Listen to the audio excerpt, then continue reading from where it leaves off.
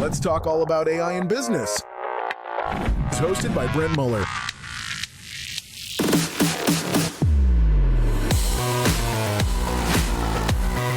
Welcome to the Future Proof Podcast.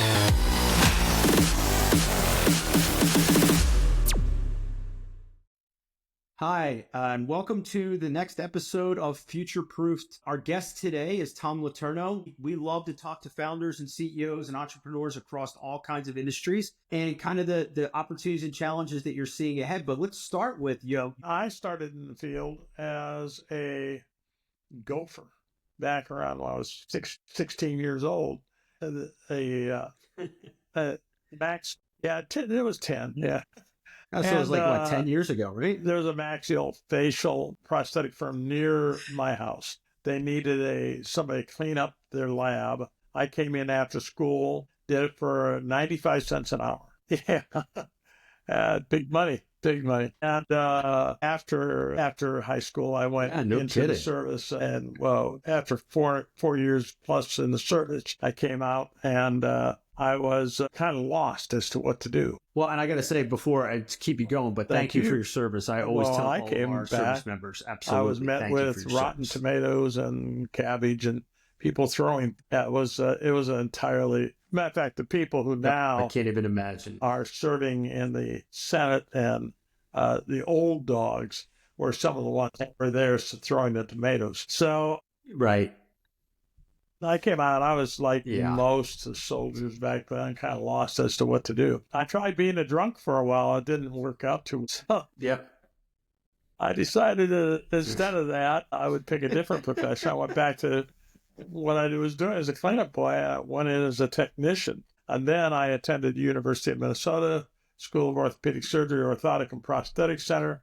Graduated with a certificate and went into the prosthetic and orthotic field. In the older days, back in the 80s, it was you would start off as an intern, and then after a few years, you would get certified by the American Board of Certification, and then go in as a practitioner. And those are the steps I took. And nowadays, it's more didactic. They get a master's degree or come out and have very few hand skills, and they're taught by some of the old dogs some of the new tricks. And so it's a different type of field today. Yeah. When I first met my wife and we went to a meeting, she asked, well, how do I tell who are the orthotists and prosthetists at this hotel? And I said, that's pretty easy. I said, they'll be wearing a leisure suit with white socks and they'll have a bad limp. And nowadays they wear Armani suits and Rolex watches. It's a different breed. Different breed, yeah. Yeah. Yeah, it's a big change, right? Anyway, it's a big change. I went the same route as just about everybody. Worked for a couple of large companies. Eventually struck out on my own. And my wife and I, we didn't have any money. We were broke. So we applied for a Medicare certification number. And in the intern, we did hospital calls, etc. Saved up our pennies and dimes and eventually got an office where we could see patients. Prior to that, we were going to patients' homes and taking care of them. Started doing things about every 6.5, 7 days a week, actually working, and our own fabrication. And as time along, we developed a better office, following a clientele. We developed our own products. Now, 40 years later, I'm getting towards retirement, but this is after we had a total 13 offices that went from Slidell, Louisiana to 5 in Houston and a whole bunch in between. And we were doing about $13.5 million in sales. And we were internationally taking care of international patients coming from Saudi Arabia, Peru, Australia. And now we've kind of trimmed it down some. Well, let me ask you, Tom, along those lines, right? So one of the probably challenges that I see, and you got to correct me if I'm wrong, is that the prosthetics got to fit custom to the patient. Pre-made products. Is that correct? Such as feet and componentry that you connect the prosthetic with. However, the actual prosthetic made to an individual has to be custom made. I mean, there are some ready fits out there, but they don't ready fit. Some of them are for immediate post-operative use. very limited usage. For a proper application, it has to be custom made, custom fitted. Yeah. So as you see going forward, do you see with the advancements of technology and molds and that kind of stuff, do you see the opportunity for you to serve more patients by them being able, maybe could you ship a mold to them, like if it was for under their needs, so you could get that custom fit where they people that want you to build those wouldn't necessarily have to come there. And Well, do you it's see, already, again, maybe not today, but do you see the technology let me getting there? backtrack a bit. First of all, my philosophy on business is simple. Business is an infant. It will always be an infant. Whatever business you're running is an infant. You could have Ford Motor Company, and it's an infant. There is no one to take care of Ford Motor Company except for the founders or the head of that company. Others may be like a babysitter, someone to help raise the infant, someone to help feed the infant, somebody to help clean the infant. But the infant will never be able to take care of itself. You can never walk away from it and say, okay, go handle it. Well, that's the same with prosthetics or same with any componentry. You have to always see where it's going. And like an infant, if you don't take care of it, it will die. So in 94, I believe, we started our own website. We were one of 6 in the country that did that. It was very static. It was nothing much, just page that popped up. Yeah, it wasn't hardly anything. It didn't have any sound. So Most it was websites simple. Back then were. And then we found a form of computer digitization, which was very raw in its application. It really had a huge learning curve, but we applied it in 98. And we've been doing some form of that since then, yet only about 3 to 4% of the firms in the U.S. today, or nationwide for that matter, I mean, worldwide, use some form of scanning or electronic 3D imaging. All the rest are used the old hand casting method. So it's hard if you hand cast someone to go to fitting and et cetera if the patient isn't there. So it's almost impossible to make that step. But you can make that step if you go to 3D imaging, because you could take a portable imaging device and go to a nursing home somewhere, anywhere. You could have a firm in New York that has 3D imaging, and they could, if with appropriate license or certification and Medicare number, go somewhere else, have someone do an imaging. It's getting to a point where you could almost just on the edge of people doing their own imaging with their own software. So you could get your software to go to their phone, they could scan their own leg or arm, and then you could take steps. It can be, yes. So it's getting there. See, it's heading that way, right? To arrive. But again, 3D imaging has been around for 98, 99 in some form or another. Yeah, right. And that's only 3% of the firms. Yeah, 25 years, right? So it is getting to that. There is getting to a point where the actual prostheses can be almost a ready fit, where they can put it on and through a few adjustments work with it. Almost. It's in its infancy stage. It's almost there. However, currently, osteointegration is the big thing. That's where they implant a device into the bone itself, into the tibia or the femur, into the arm, and then connect the prosthetic directly to that. So it does away with the need for a prosthetist or an orthotist. And they can have osteointegration, and that's picking up speed. So it's at a crossroads, really. Yeah. Yeah, absolutely. And so that's an emerging industry. About 8 years old, maybe 10. They tried it earlier back in the 80s. Didn't work. It wasn't very well. It was not. It was a trial, if anything. But now that they have developed it and improved it, it's still in its infancy. There are, I think, about 2,500 people in the U.S. that have them. It's costly. Wow. Insurance, for the most part, doesn't cover it. But also, the patient doesn't need a prosthesis to speak of. It doesn't need an encapsulated prosthetic, a socket. They have a device that's directly connected to the leg. And let's say they have an artificial foot with a below-the-knee amputee, could have a osteointegration with a couple connectors and a prosthetic foot and take off and do it. So yeah, in that case, they can do it themselves. Wow. And so what's the what's the price difference because in that? if you're interested in covering it, they're not going to cover the surgery or the hospital stay, or they may cover the prosthetic components, but they aren't covering many of the other things. So you could be talking $200,000-$300,000 The osteo, right? Yeah. versus a standard prosthetic, which is covered by your insurance, which can be as low as $10,000-$12,000. And your insurance covered.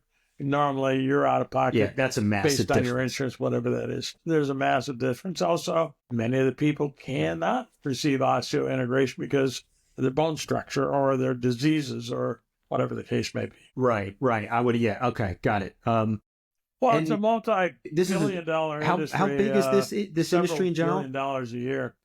Mostly mom and pop shops. There are 3 or 4 large firms. There used to be only 1 or 2 that are integrating those mom and pop shops. They're buying them up as fast as they can. But for the most part, there's some regional carriers have several offices and a few staff. But if you only have 3% using 3D imaging, right, they're still back to the old hand casting method. So it limits that particular intake. You have to actually go to 3D imaging to expand out. But there used to be like 2 firms, and now I don't think there's any publicly traded ones. There used to be 1, but now there's a couple firms that have 300, 400 national offices. Two firms, I believe, have international and some national U.S. offices, small amount, 50 or so. Most of them were suppliers. Yeah. Now they're becoming direct to patient. Yeah. That is because the industry is changing. It's altering. That's interesting. The larger ones, are using 3D imaging, and they're relying less on practitioners. Add into it that while you have to receive payment from insurance companies, you have to be licensed or certified. The certification bodies are quite a few that are accepted. So there's only 14 states in the union that license orthotists and prosthetists. If you have a certification number, but you're not licensed, you can actually do this anywhere without a license. That opened doors. Wow. 14 states. Yeah, right. 36 so you're states. 36 states. And that's not counting Greenland. You don't need a license. Or Canada. Wow. Right. Yeah. Yeah. Our next. But you're not limited, correct? Time. I mean, you're not selling internationally. Saudi Arabia, Peru, Australia, Canada. Yeah. And we had patients coming from all. Yes. So the patient pool is much bigger than even people realize. The aging populace, the baby boomers, the age people that throughout history, since 1947 or 46, have changed the face of America wherever they went, are now getting older and sicker.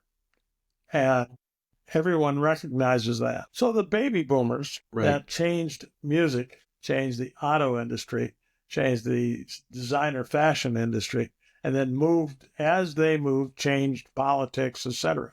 They are the ones now needing the services. Yet there's a great lack of practitioners. There's a high need of people being able to do ready-fit things and 3D imaging. So the larger companies see that coming in the future. Mm-hmm. They are absorbing smaller companies so they can have a base to basically suck up their. Yeah, I totally get it. I totally get it. So changing gears just a little bit, but tell me a little bit about what you've seen in the industry and the changes lately, and then kind of when you look down the road 2 or 3 years. What changes do you see coming outside of 3D imaging? Rapid progression. No, that doesn't make any sense. I started out making wooden legs. That's how I started, with making wooden legs. And up through the 80s, that's all it was. There was one company called Autobach that had, it was a German company. They had the patent for endoskeletal or metallic endoprosthetics. That patent, I think, ran out in the early 90s, and then everybody jumped into it. Then they started coming out with some different type of feet. Part was that came out in the I've seen the one with the curve, where the runners use the curve. And then it really started picking up speed as far as componentry, et cetera. Right. Prices went up in accordance with that. And yet it was still a very small industry. As they always do. Yeah. Kind of loosely, very much so. One half of 1% Very boutique of industry, most I would imagine, right? medical costs were involved with what we are. And there was some fraud, not from the orthotist process themselves, but from people who entered. I'll give you an example. In Florida, back in 1994, they had a multi-billion-dollar fraud where people who were not in the industry went to nursing homes and paid certain doctors to write for a prescription for a prosthetic, an above-knee prosthetic. And they were fitting all the above-knee prosthetics with computer knees in the nursing home. These were multi-thousands of dollars per unit. Problem was, the people weren't amputated, so they didn't need a prosthetic. But Medicare finally caught on after paying out $1 billion. Right. The people who committed this fraud left. They weren't anywhere around. The doctors who had signed it left. They weren't anywhere around. They went back to wherever they came from. And so Medicare then put some standards in that said you have to meet certain qualifications for both the patient and the doctor. They require notes, et cetera, et cetera. So it tightened that sphere of distrust and quite frankly, criminal negligence, but it also tightened the problems for the patients. Right. And now they were not able to obtain prosthetics at a rapid pace.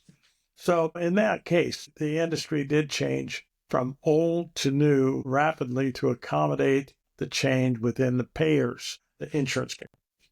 So in that, right. I feel like medical, you're telling a similar story that medical, the industry in general, tends to change on the back end infrastructure because the flow of money through the medical system is so convoluted and crazy. So you're right. Payers change. Now, the business models have to accommodate. They profiled, the Medicare profiled the vendors throughout the United States, got a general dollar amount that they used code before the late 80s. Right. They just, if you send them a bill, Tom's Prosthetics, and they pay that bill. But now they have everything broken down into componentry and codes, and that's what you have to follow. So now they all go by Medicare. You can bill your own customer, which, by the way, all medical practices, hospitals, doctors, you name it, are regulated by Medicare, and their prices are set by Medicare. So Dr. A and Dr. E could be doing the same exact thing. Dr. A could send a bill in for $10,000. Dr. B could send a bill in for $2,000. But Medicare has already set the price for that procedure. And if that price is $3,500, well, Dr. A will get the $3,500, but Dr. B will not. He'll get the $2,000. No, he'll get the $2,000. That right, he lost out on $1,535, right? They're going to get the $2,000. Dr. B may not be a Harvard graduate in finance and economics, but he does know that he did it wrong. So he's going to raise his price to $3,500. Dr. A will leave his price at $10,000, so it can show that he was that he was giving a discount. So as you can see, Medicare actually created some of the financial problems you're seeing in the industry. So that's for understanding for everybody. Oh, absolutely. When they say, well, how come that Band-Aid cost $50? Well, that's the reason why. Yeah. It didn't really cost $50. If you look at the explanation of benefits, it was $1.40 or something like that. But it looks like $50. And now the new one is, of course, Medicare gap insurances that have taken over are now just completely denying it. They have you come in for a prosthetic and nope, we're not going to pay for it. Even though it says you have to if you take the Medicare contract. They just say, no, we're not paying for it. Yeah. It's crazy the way our payer system works. It's just, it really is. It's crazy. So what do you see as you look down the road? What do you see for Letourneau family, your business, over the next few years? Is it on a growth trend? Are you trying to expand? Are you trying to change? What's the biggest thing in 2025 family because there's family involved. My son was my partner, Alex Letourneau. He passed away 16 years ago, matter of fact. And so things changed when he did. I had 13 offices. I brought it down to something more manageable. I actually sold my business back in 2014. Unfortunately, the East Coast company came into Texas with the "we're going to show you how to do it" type of thought process. Doesn't work well in Texas. Didn't go well. I took it back about 18 months after they sold it. I mean, I sold it to them. And I downsized. I didn't want to deal with all those offices. But we've been able to manage quite well with small staff. And we incorporated 3D printing a couple of years ago. So now we're utilizing 3D printing, 3D imaging. So before, when you took a cast of an individual and made the prosthetic or orthotic, it would take several weeks because you took the cast, you had to modify it to measurements, you had to make the item in the back room, you had to put it together, you had to test it out, then you had to refit, yada, yada, yada. Now, with 3D imaging, I do a scan. 30 seconds later, I have the finished image, 2 measurements. I press a button, 3D printing does it 5 hours later. I can fit the patient. If the fit goes well, 2 weeks later is manufactured and we're done. So from start to finish with insurance. Well, it will, because if we do 3D imaging if it doesn't and 3D printing and we do a test socket, we know it fits. There's no maybe. There's no tweaking necessary. And within 2.5 weeks, it's done. Love that. That means you get your money faster. And that means the patient gets up off their butt faster. And while some things in the field have not changed, some have moved along quite rapidly. Carbon fiber is the big expander. Well, osteointegration, that's how not do you gonna see make that difference. impacting? And the prosthetic, you're going to lighter, faster, easier. That the Boeing foot that you saw people running, looks like a bow. Well, that's carbon fiber. And now they have Kevlar, the integrated carbon fiber and Kevlar. Got it. So it's the feet are like the engine, and they're being leaps and literally, and I hate to make this sound that way, but leaps and bounds. They're doing a great job. So the same with the arm. Same with the arm. Now you can go to my website. No pun intended, but I totally get it. I totally get it. About us, see life-changing stories, and you can see all the videos. Yeah, and you can see all that, but also, we'll have all those links we have below. a blog on the page. You can go see that, and you'll see. And YouTube has a great number of prosthetics available on orthotics, so you can see them. That if you go to the Letourneau channel on YouTube, you'll see all the as it progressed. Now the industry is changing. It's incorporating.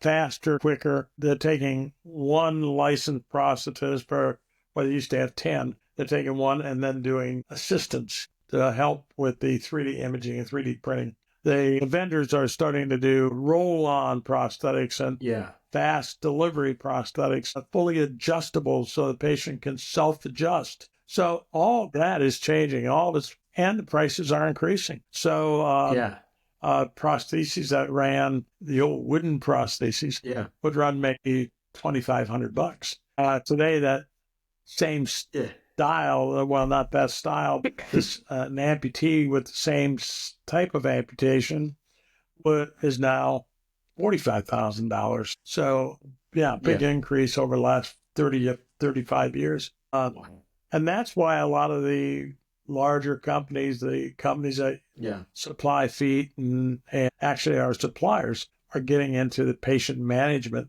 because now they can control the dollars that come in so they can have a lower cost, and they can increase, they can pick up nursing homes, hospitals, because the aging baby boomer populace is out there now. It's going to be a factor in 5 years. It's going to be amazing how few people there are doing it and how many patients are needing it. And that's the whole medical field now. It's kind of just orthotics. The supply demand is a little crazy. Huh? Everything. Hospitals are going to be overwhelmed. Doctors' offices, everybody is going to be overwhelmed. So, an investor today is looking for that opportunity to get into that bulging market, which will go on for 20, 25 years until that group has faded away. Yeah.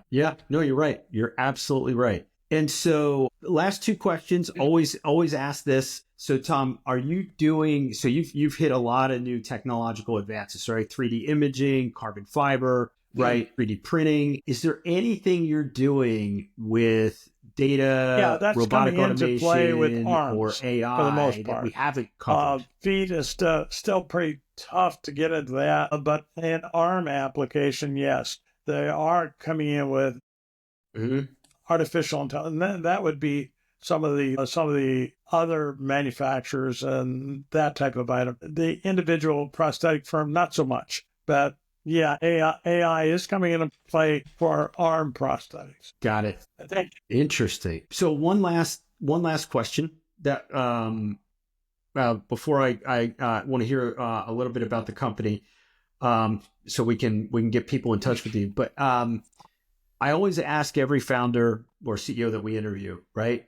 If you could solve one problem in your business in 25, the wave of magic wand and it gets solved, what would that outside, be? Would it be outside something on the influence, growth, the insurance is operations? the number What would one it be? payment. And paying agents, it's almost getting to a point where no one's paying for it. So people are actually leaving the field. That's the reason why larger companies can buy up smaller companies, because the smaller companies are unable to take the drop in insurance payments, or put up with the regulation. I mean, the regulations in the medical field are unbelievable. People don't realize we have to pay a 1.5% tax on the device, and we can't collect it from anybody. 1.5% to start with, and we can't change you're the already price down because that's set by 1.5% Medicare. on. So no matter what price it is, we're guaranteed to lose 1.5% to start. So the insurance is the number one thing. The paying agents are some way to make it equitable for paying agents so people can stay in business, because literally hundreds of small O&P facilities have gone under or sold out. But that's the number one thing. As far as innovation, that's done because of demand. The more demand you have, the higher the innovation. When I first started, there was just the normal demand of the aging, of the normal disease and trauma, etc. But now this population is increasing, there are higher demand. Right. So that will spark innovation. Yeah. And it's amazing because when you and I were talking earlier, one of my college roommates from Boston had he had cancer as an infant, and he had a prosthetic, as an infant, and we've seen it all the way up. And he wound up, and this was back in the early 90s. He was an all-state quarterback with a prosthetic. So the advancement between then and now, watching the athletes on TV is crazy. But again, supply and demand. The demand is high to become better, and carbon fiber opened that door, as did the advent of aircraft quality aluminum and titanium. Those components made things stronger, lighter, etc. So it was the airplane industry that brought about change for the prosthetic industry. All the time. Yeah. That a lot, right? The cross-pollination of industries. It's fantastic. Now, as far as my building an office, we'll keep going on to family business, and I may fade into the back, but family business will continue. Yeah, absolutely. So tell everybody who's listening, right, and is watching the podcast, tell them how to get in touch with you, right? The links will be below. Everything they need to know about us is right there. My office number is 409-5005, but I'm in and out, who knows? But they can reach, they can get in touch with me. Website. But my that's all right. They'll get in touch with you through the website. TOML@LLOP.com. I don't mind if that goes out. Yep. And we'll have that as well. So, Tom, it has been an absolute pleasure talking with you today. Right. I think you've given a lot of insights into this field that I knew nothing about before this, and I've learned a lot. So this is great. And for everybody listening, I hope if you know anybody in the medical field that Tom will be a good partner for, please reach out. But Tom will always be on the lookout.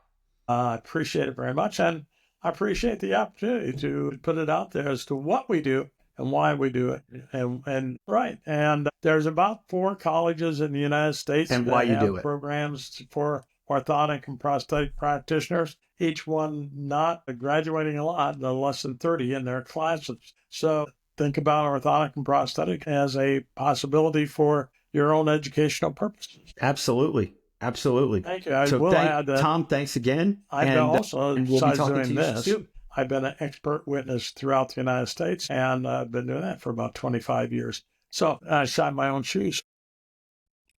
That's actually really cool.